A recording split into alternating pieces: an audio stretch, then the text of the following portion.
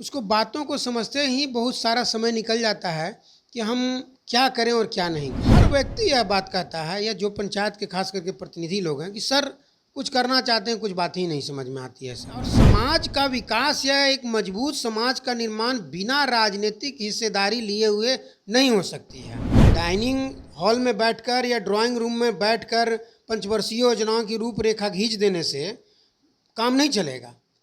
बिहार के विकास के लिए पंचायत प्रतिनिधियों की क्या भूमिका होनी चाहिए, कैसे वो समृद्ध बने, कैसे अपनी बातों को जन जन तक पहुंचाएं, इन तमाम चीज़ों को लेकर एक जो सेमिनार है वो आयोजित किया जा रहा है। ये सेमिनार जो ज्ञानस्थली इंटरनेशनल स्कूल है उनके संयोजक जो डायरेक्टर हैं रवि रंजन, वो संयोजक के तौर पर इस पूरे कार्यक्रम में अपनी भूमिका निभा रहे हैं। उनसे हम जानेंगे कि क्या ज़रूरत पड़ रही है जो जनप्रतिनिधियों के विकास के लिए ये सेमिनार किया जा रहा है। सबसे पहले आर्यन जी, मैं फर्स्ट बिहार झारखंड की टीम को बहुत बहुत धन्यवाद देता हूं जो इस तरह के अहम मुद्दे पर बात करने के लिए आप आए हैं। 18 जून को हम लोग बिहार के विकास में पंचायती राज की भूमिका, इस पर हम लोग एक सेमिनार का आयोजन कर रहे हैं। इसके पीछे का सोच यह है कि मौजूदा स्थिति में जो पंचायत प्रतिनिधि लोग जो हैं, वह हर एक पंचायत प्रतिनिधि कुछ न कुछ काम करना चाहता है, परंतु वह आखिर क्यों नहीं काम कर रहा है। उसके आगे बहुत सारी चीज़ें आ रही हैं। एक जो सबसे ज़्यादा जो एक कमी आ रही है वो आ रही है अनुभव की। उसको बातों को समझते ही बहुत सारा समय निकल जाता है कि हम क्या करें और क्या नहीं करें। इन बातों को लेकर भी हम लोगों ने सोचा कि क्यों ना जो पूर्व के और जो वर्तमान के जितने भी पंचायत प्रतिनिधि हैं उनको एक साथ बैठाया जाए और सभी लोग अपने अनुभव को साझा करें, और जो सरकार के द्वारा जो कई विकास की योजनाएं जो चलाई जा रही है उस पर वो अपनी बातों को समझें और किस तरह से उसको क्रियान्वित कर पाएँ, इस पर भी अपनी समझ को ज़्यादा से ज़्यादा विकसित कर सकें, ताकि अधिक से अधिक लोगों तक सरकार की जो विकास पहुंचाने की जो मंशा है उस विकास की रथ को समाज के अंतिम व्यक्ति तक पहुंचा सकें। इसी सोच के साथ में हम लोगों ने यह सोचा ज्ञानस्थली इंटरनेशनल स्कूल ने कि सामाजिक दायित्व को भी पूरा करने के लिए यह एक कदम उठाया जाए। और चूँकि एक बुद्धिजीवी वर्ग होने के नाते हम लोग एक गोष्ठी का ही आयोजन कर सकते हैं, इसलिए हम लोगों ने 18 जून को इस सेमिनार का आयोजन किया है। हम लोगों ने आप स्कूल चलाते हैं, कैसे देखते हैं जो जनप्रतिनिधि होते हैं उनमें कहीं ना कहीं लिटरेसी का भी अभाव रहता है, तो इस सेमिनार में क्या जनप्रतिनिधियों को शिक्षा से भी जुड़ी जो बातें हैं वो समझाई जाएगी? ये आपने बड़ा ही महत्वपूर्ण बात पूछा है आर्यन जी। आज जब मैं लोगों के बीच में घूम रहा हूँ, और चूँकि हमारा ज्ञानस्थली इंटरनेशनल स्कूल जो है पटना से 40 किलोमीटर की दूरी पर है और एक सेमी अर्बन इलाका कह सकते हैं, ना कि पूर्ण रूप से ग्रामीण है और न पूर्ण रूप से शहरी है, तो वहाँ पर जो अभी विचारों का जो बदलाव हो रहा है, लोग पुरानी परंपरा को छोड़ना नहीं चाहते, परंपरा को एक्सेप्ट करना चाह रहे हैं। तो जो हमारे यहाँ जितने भी अभिभावक जो हैं वह कहीं ना कहीं पूर्ण रूप से जो है ग्रामीण परिप्रेक्ष्य से ही जुड़े हुए हैं। उनमें से कई सारे लोग पंचायत के प्रतिनिधित्व भी कर रहे हैं। तो हमने बहुत लोगों से मिलने जुलने के बाद में यह सोचा, हर व्यक्ति यह बात कहता है, या जो पंचायत के खास करके प्रतिनिधि लोग हैं, कि सर कुछ करना चाहते हैं, कुछ बात ही नहीं समझ में आती है सर। कार्यालय में जाने पर सर बहुत सारी बात नहीं समझ पाती है।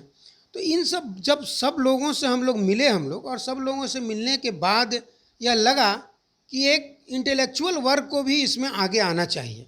इसलिए हमने इस सेमिनार में कई बुद्धिजीवियों को भी हमने बुलाया है। हमने ऐसा नहीं है कि सिर्फ यह पंचायत प्रतिनिधि लोगों के लिए ही है, ताकि कई बुद्धिजीवी लोग भी आकर जो है इस बातों को बताएं कि समाज के विकास के लिए जो ग्रास रूट लेवल पर जो व्यक्ति है, जब तक उसके उत्थान के लिए नहीं सोचा जाएगा तब तक समाज पूर्ण रूप से विकसित नहीं होगा आर्यन जी। इसमें एक आपका सवाल था कि ज्ञानस्थली एक स्कूल है, आप एक स्कूल के निदेशक हैं, तो उसको लेकर भी आप क्यों मने इस तरह के एक राजनीतिक कार्यक्रम की कहीं तो दिशा नहीं हो जाए, ऐसा कुछ नहीं है। जो आज के परिवेश में आर्यन जी आप लोग महसूस करते होंगे कि बुद्धिजीवी वर्ग जो है इस चीज़ से अपने आप को एक आइसोलेट कर रहा है कि नहीं हम इन राजनीतिक चीज़ों में नहीं पढ़ना चाहते हैं। हम ये कठिन, और समाज का विकास या एक मजबूत समाज का निर्माण बिना राजनीतिक हिस्सेदारी लिए हुए नहीं हो सकती है। और यह आज का बड़ा दुर्भाग्य है कि एक बहुत बड़ा इंटेलेक्चुअल वर्ग जो है इससे अपने आप को आइसोलेट कर ले रहा है। तो इन्हीं चीज़ों को सोचकर हमने सोचा कि एक बुद्धिजीवियों को भी एक साथ में लाया जाए और एक समाज का जो अंतिम जो राजनीतिक रूप से जो पंचायत प्रतिनिधि जो प्रतिनिधित्व कर रहे हैं उनका और इनका दोनों का एक साथ सामंजस्य स्थापित कर कर उनको भी जागृत किया जाए, उनकी भी समझ को बढ़ाया जाए, वो किस तरह से विकास योजनाओं को समझते हैं या कैसे उनको विकास योजनाओं को समझाया जाए। इन सब बातों को लेकर ही हम लोगों ने यह निर्णय किया कि हम लोग सब लोगों को एक साथ एक मंच पर बैठाने का हम लोग काम करेंगे। हम लोग फ़ायदा क्या होगा इस सेमिनार का? निश्चित तौर पर इस सेमिनार का फ़ायदा होगा। अभी जब मैं घूम रहा हूँ गाँव के अंदर में पंचायत प्रतिनिधियों को निमंत्रण देने के लिए, तो बड़ा ही उल्लास है उनमें और उनको इस बात की बड़ी खुशी हो रही है कि सर कम से कम हम लोगों को जो, चूँकि इसमें पंचायती राज के में कई पदाधिकारी भी सम्मिलित होंगे, गया प्राधिकार से निर्वाचित हुए हैं, इस बार ये स्थानीय प्राधिकार से निर्वाचित हुए हैं कुमार नागेंद्र कुमार उर्फ रिंकू यादव जी हैं, तो उनसे भी युवा हैं, हम लोगों के हम उम्र ही हैं। स्थानीय विधायक अनिरुद्ध प्रसाद जी हैं, युवा हैं, हम लोगों के ही उम्र के हैं। तो वो लोग जब घूमते हैं उन लोग पंचायतों के अंदर में, चूँकि वही एक माध्यम है जो समाज के अंतिम व्यक्ति तक जाते हैं। डाइनिंग हॉल में बैठकर या ड्राइंग रूम में बैठकर पंचवर्षीय योजनाओं की रूपरेखा खींच देने से काम नहीं चलेगा।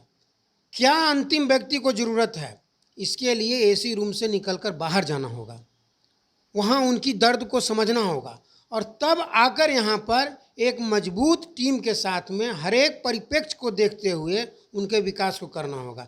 इसलिए इसमें बड़ा ज़रूरी है आज आरक्षण को लेकर या सरकार की अन्य जो रिजर्व सीटें होती हैं उसको लेकर, महिलाओं को लेकर। अब हम लोग जाते हैं कहीं पर, सर ये मुखिया पति हैं, ये मुखिया ये हैं, ये तो मुखिया पति तो कोई पोस्ट है नहीं, है कि नहीं। उसका कारण क्या है कि महिलाओं को तो अधिकार सरकार देना चाह रही है, लेकिन कहीं ना कहीं वह खुलकर आगे निकलने में अपने आप को झिझक महसूस कर रही हैं। जब वो इस सेमिनार में आएंगी, और इस तरह का नहीं, ऐसा नहीं कि एक ही सेमिनार से सब कुछ हो जाएगा। इस तरह के समाज के मैं आह्वान भी करता हूं आपके चैनल के माध्यम से कि समाज के जो भी इंटेलेक्चुअल वर्ग हैं इस तरह के कार्यक्रमों को कर कर जो समाज के अंतिम पायदान पर जो व्यक्ति खड़ा है उसको जागृत करने के, उसको अपना पूर्ण हक देने के लिए, उसको पूर्ण रूप से विकसित करने की दिशा में इस तरह के कार्यक्रमों का आयोजन करें। और यह निश्चित तौर पर जो है पंचायत प्रतिनिधि, चाहे वह पंच हो, सरपंच हो, एक वार्ड सदस्य हो, मुखिया हो, है कि नहीं, सभी लोगों के लिए यह एक बड़ा ही समग्र कार्यक्रम होगा और उनकी सूझबूझ को एक नया दिशा देने का काम करेगा। तो निश्चित तौर पर एक जो बड़ा आयोजन है वो ज्ञानस्थली इंटरनेशनल स्कूल के द्वारा किया जा रहा है, जहां जो भी पंचायत प्रतिनिधि हैं वो आएंगे और एक तरह से आप इसे कह सकते हैं कि ये सेमिनार प्रशिक्षण शिविर के तौर पर बड़ा फ़ायदा करेगा। आप बने रहे फर्स्ट बिहार के साथ। धन्यवाद।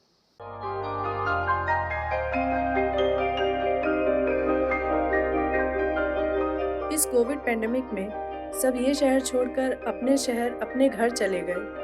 हम लोगों का अपना शहर तो है, लेकिन वहाँ अपना घर नहीं। अगर सिचुएशन और ख़राब होता चला गया तो हम जाएंगे कहाँ? अरे ये प्रॉब्लम तो हर शहर में है, लेकिन हाँ, अपने शहर में भी अपना घर तो होना ही चाहिए। होना चाहिए तो कहाँ है अपना घर? ये है ना, ई होम्स पैनोरमा, पूर्णिया में, अपने शहर में अपना घर। पूर्णिया में पैनोरमा ग्रुप लेकर आए हैं ई होम्स पैनोरमा। बड़ा घर, आलीशान जिंदगी और अत्याधुनिक सुविधाओं के संग। E Homes Panorama, luxurious lifestyle redefined.